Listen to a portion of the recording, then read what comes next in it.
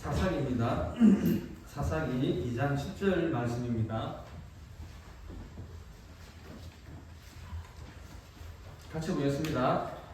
그 세대의 사람도 다 그 조상들에게로 돌아갔고 그 후에 일어난 다른 세대는 여호와를 알지 못하며 여호와께서 이스라엘을 위하여 행하신 일도 알지 못하였더라. 아멘. 오늘 말씀의 제목은요, 부모 세대가 해야 할 일입니다. 나라든지 사회든지 그리고 가정이든지 그 공동체에는 원로나 어른이 오래 살아야 됩니다. 왜 오래 살아야 되느냐 하면 그 어른을 보고 후손들이 배우기 때문에 그렇습니다. 우리 여호수아 24장 31절 말씀 볼까요? 여호수아 24장 31절 같이 보겠습니다.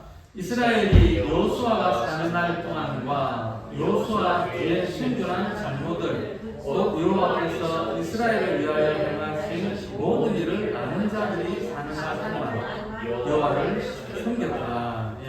사사기 2장 7절도 같이 보겠습니다. 백성이 여호수아가 사는 날 동안과 여호수아 뒤에 생존한 장로들 곧 여호와께서 이스라엘을 위하여 행하신 모든 큰 일을 본 자들이 사는 날 동안에 여호와를 섬겼다. 아무리 자녀들이 이것이 옳다 저것이 좋다 그래 해도 하나님의 구원 역사를 본 어른들이 살아 계실 때에는 그들이 여호와를 섬겼다라고 말씀을 하고 있습니다. 그런데 여호수아와 그리고 장로들과 어른들이 죽고 나니까 자녀들이 급속히 하나님을 떠났습니다. 오늘 본문에 보니까요, 그 세대의 사람도 다 그 조상들에게로 돌아갔고 그 후에 일어난 다른 세대는 여호와를 알지 못하며 여호와께서 이스라엘을 위하여 행하신 일도 알지 못하였더라라고 했습니다. 부모 세대가 가고 나면은 자녀의 세대, 그 다음 세대가 일어나는 것이 정상적이죠. 그런데 오늘 말씀을 보니까 다음 세대가 일어났다 이렇게 말씀을 하지 않고 다른 세대가 일어났다 이렇게 말씀을 하고 있습니다. 킹 제임스 번역에 보니까 다음 세대, next generation 이렇게 말씀을 하지 않고 다른 세대, another generation 이렇게 기록을 하고 있습니다. 다른 세대, 부모들과는 사고방식이 다르고 그리고 옷 입는 것도 다르고 말하는 것, 머리 모양 모든 것이 다 다릅니다. 좋습니다. 그런 건 다 달라도 다 좋습니다. 이해를 하겠습니다. 그런데 정말로 문제가 되는 것은 뭐냐 그러면 오늘 본문에 보니까 그 세대의 사람도 다 그 조상들에게로 돌아갔고 그 후에 일어난 다른 세대는 여호와를 알지 못하며 라고 했습니다. 어떻게 이스라엘 민족이 10가지 재앙을 받았잖아요. 그 이스라엘 민족은 홍해를 건넜잖아요. 그리고 하나님의 선민이라고 하는 그 이스라엘 민족이 여호와를 알지 못한다 이런 말을 할 수가 있습니까? 하나님을 섬긴 지가 몇백 년이 된 것이 아닙니다. 바로 내 아버지가 우리 부모님이 하나님을 열심히 섬겼는데 바로 그 다음 세대가 여호와를 알지 못한다라고 말씀을 하고 있는 것입니다. 그러니까 부모님 세대와는 완전히 다른 세대인 것이죠. 또 하나는 오늘 본문에 보니까요, 후반절부터 보니까 여호와께서 이스라엘을 위하여 행하신 일도 알지 못하였더라라고 말씀을 하고 있습니다. 이스라엘 민족에게 가장 중요한 하나님을 모를 뿐더러 그 하나님이 이스라엘 민족을 위해서 얼마나 많은 일을 했는데 그 행한 모든 일들을 다 잊어버리고 알지 못한다라는 것입니다. 하나님의 성민 이스라엘 민족이 어쩌다가 이렇게 되었을까요? 하나님을 잘 섬기던 그 조상으로부터 10대 손, 20대 손 이렇게 세월이 흘러가지고 이렇게 바뀐 것이 아닙니다. 바로 우리 부모님 세대는 정말로 두렵고 떨리는 마음으로 하나님을 잘 섬겼는데 바로 그 다음 세대가 왜 이렇게 되었냐라는 것이죠. 간단하게 말해서 그 이유는 신앙의 유산을 물려주지 못했기 때문입니다. 모세를 지도자로 해가지고 이스라엘 민족이 출애굽을 합니다. 그리고 풀 한 폭이 구경하기 힘든 그 광야에서 40년이라는 시간을 만나와 메추라기를 먹으면서 삽니다. 그러다가 여호수아를 지도자로 삼아가지고 이제 적과 꿀이 흐르는 땅 가나안 땅으로 들어가게 되죠. 그리고 땅을 분배를 받습니다. 이곳에서의 가나안 땅에서의 생활은 광야에서의 생활과는 비교할 수 없을 정도로 풍요롭고 안락하고 살기 좋은 땅입니다. 그래서 열심히 농사도 짓고 가축을 길러가지고 그래서 재물을 많이 쌓았습니다.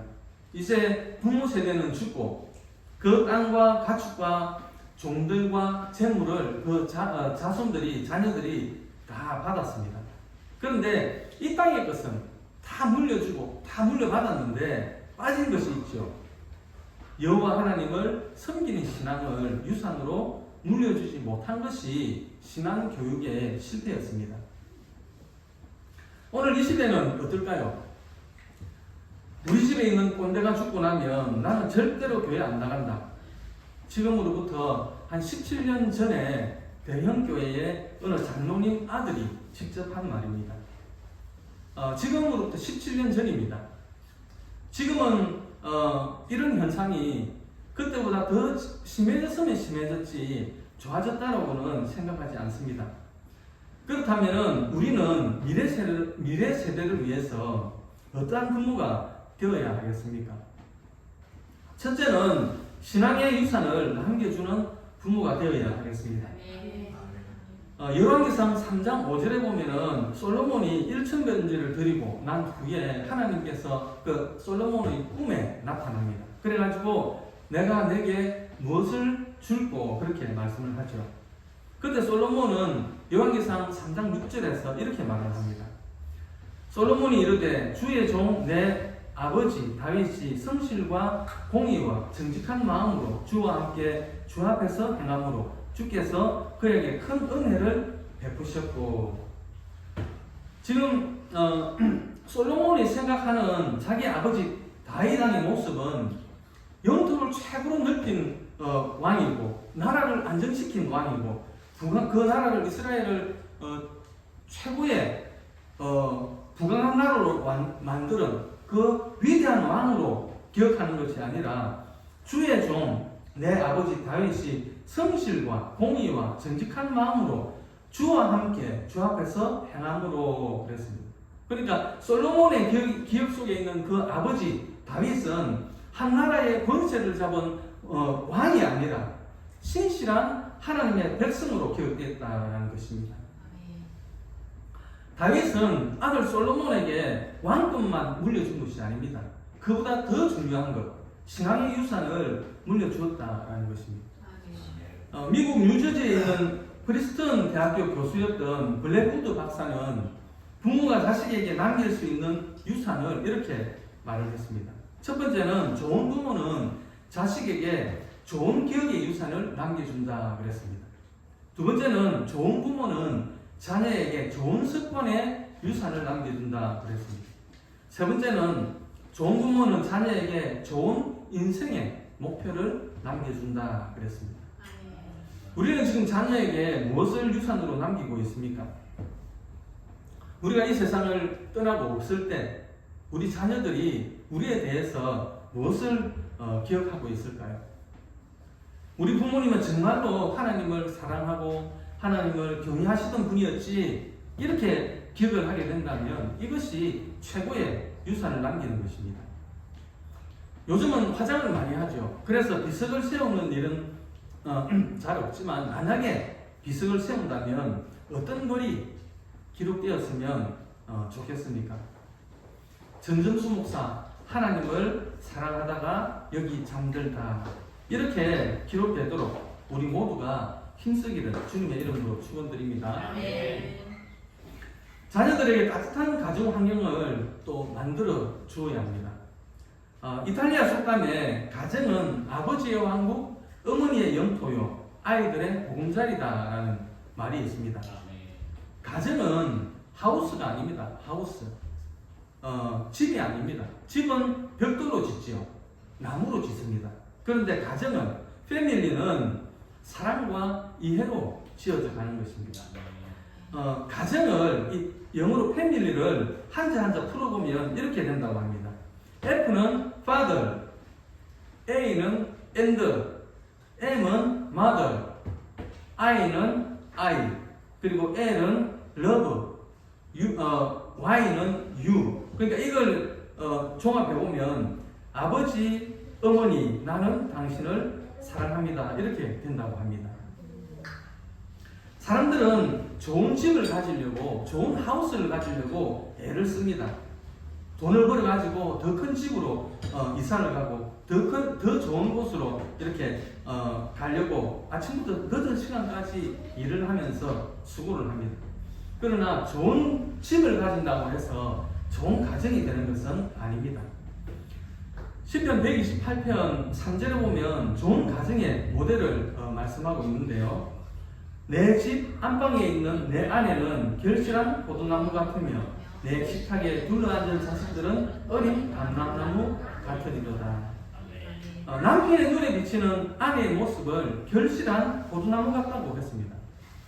포도나무는 나무 자체로는 쓸데가 없죠. 가늘고 삐뚤삐뚤하고 나무 자체로는 아무 쓸데도 없습니다. 그런데 포도송이가 익어가면은 그야말로 너무나 탐스러워지는 것입니다. 아내를 이토록 귀하게 여기는 가정에서 자라는 아이들은 행복합니다. 자녀들은 어린 감람나무 같다고 합니다. 따뜻한 아버지의 사랑을 받는 자녀의 모습입니다.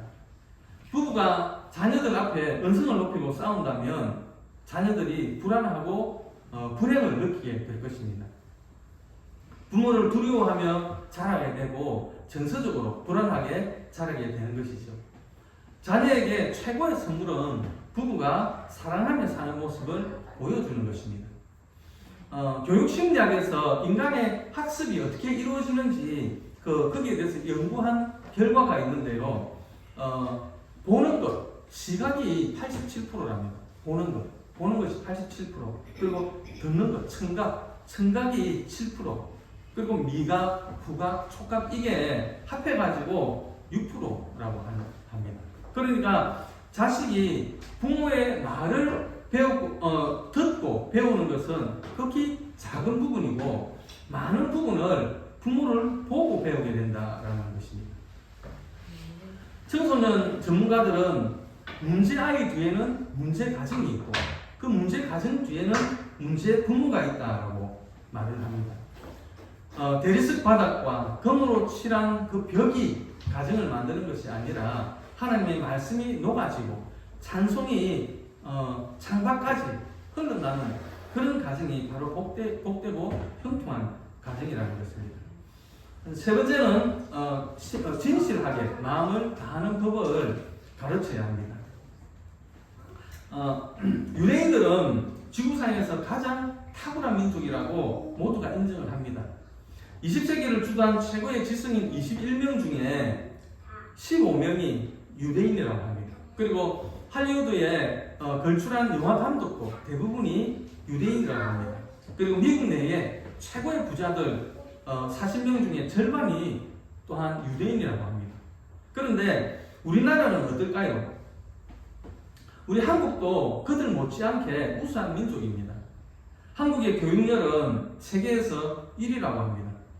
교육을 위해서라면 이산가족도 마다하지 않죠. 그래서 과거에 전에 기러기 아빠라고 한참 많이 떠들썩하게 했죠. 많은 사람들이 자식들 그리고 아내를 외국에 보내고 남편만 아빠만 한국에 남아서 죽으라고 일을 해가지고 나중에는 그게 해피엔딩으로 끝나면 좋았을 텐데 많은 가정이 그렇게 해체가 되는 그런 불행한 일을 겪었습니다. 그럼에도 불구하고 한국에서는 아직 세계적인 인재가 나오지 않고 있습니다. 유대인과 이 한국인 사이에 어떤 차이가 있을까요? 신명기 6장 5절에 이런 말씀이 있습니다. 너는 마음을 다하고 뜻을 다하고 힘을 다하여 내 하나님 여호와를 사랑하라. 유대인들의 탁월한 교육의 밑바닥에는 마음을 다하는 훈련을 어릴 적부터 했다는 것입니다. 우리 부모들이 마음을 다해서 하나님을 사랑하는 훈련을 해야 되겠습니다. 겉으로만 그리고 근성으로 사랑하는 척 하는 것이 아니라 진정으로 마음을 다해서 하나님을 사랑하는 저와 여러분이 되시기를 주님의 이름으로 축원드립니다. 그러면 자녀들이 그것을 배우게 될 것이고 마음을 다해서 하는 일을 우리 주님께서 축복해 주실 것입니다. 네 번째는요, 마땅히 행할 길을 아이들에게 가르쳐야 합니다. 세상에는 하고 싶은 일이 있고 하고 싶지 않지만 해야 하는 일들이 있습니다.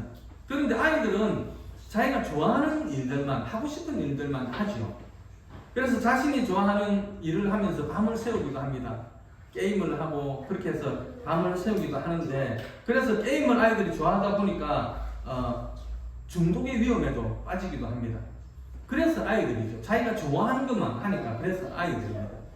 그런데 만약에 어른이 자기가 하고 싶은 일만 한다면 그것은 나이가 몇 살이 되었든 간에 그것은 어른이 아니라 아이일 것입니다. 마땅히 해야 할 일을 하는 사람이 바로 장성한 사람입니다. 어른입니다. 잠언서 22장 6절에 보면 이런 말씀이 있습니다. 마땅히 행할 길을 아이에게 가르치라. 그리하면 늙어도 그것을 떠나지 아니하리라. 여호수아 세대의 사람들이 가나안 땅에 들어와 가지고는 거의 전쟁을 하면서 많은 시간을 보냈습니다. 그때는 하나님을 의지하면서 하나님을 섬기면서 그렇게 살았습니다. 그 후에 그들은 생전 처음으로 이제 자기의 땅을 소유하게 되지요. 그리고 씨를 뿌리고 열매를 거두었습니다. 모든 것이 좋아졌습니다. 그러나 자녀들에게 마땅히 행할 길을 가르치지 않았습니다. 농사일은 가르쳤겠죠. 그러나 마땅히 가르쳐야 할 그 신앙을 가르치지 않았다는 것입니다. 왜 오늘날 젊은이들이 세상의 쾌락에 찌들어 살고 있습니까? 왜 그토록 방황을 하면서 살고 있습니까? 모든 것들이 풍요로운데.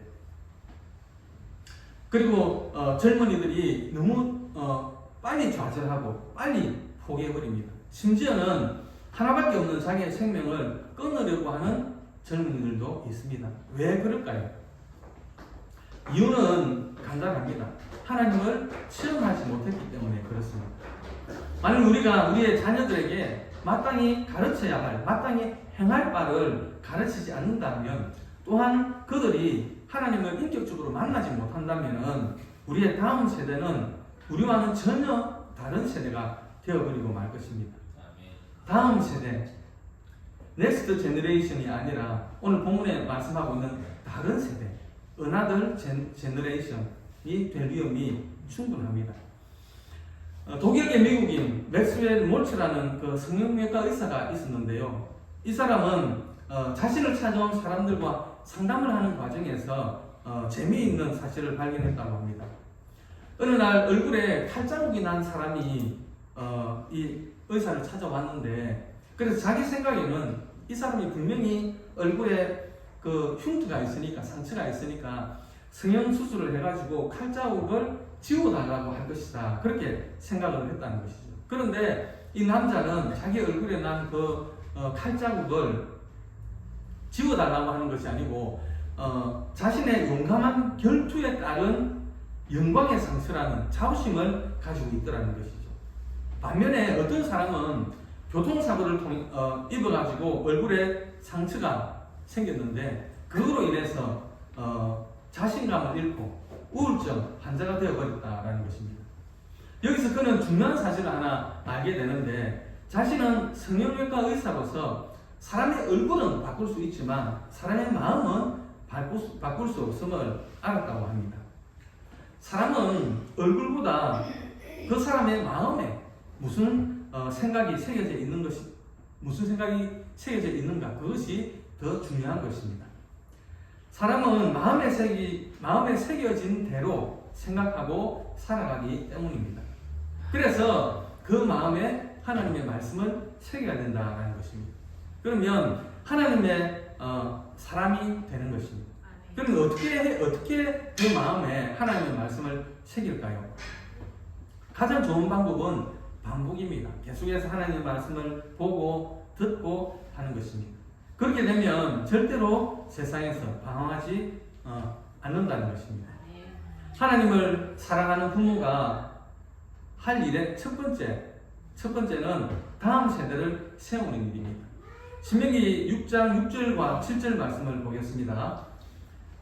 오늘 내가 내게 명하는 이 말씀을 너는 마음에 새기고 내 자녀에게 부지런히 가르치며 집에 앉았을 때든지 길을 갈 때든지 누워 있을 때든지 일어날 때든지 이 말씀을 강론할 것이며 우리의 자녀들이 믿음을 잘 이어받아서 믿음의 계보가 우리 주님이 다시 오실 때까지 이어지는 복된 가정들이 되시기를 주님의 이름으로 축원드립니다.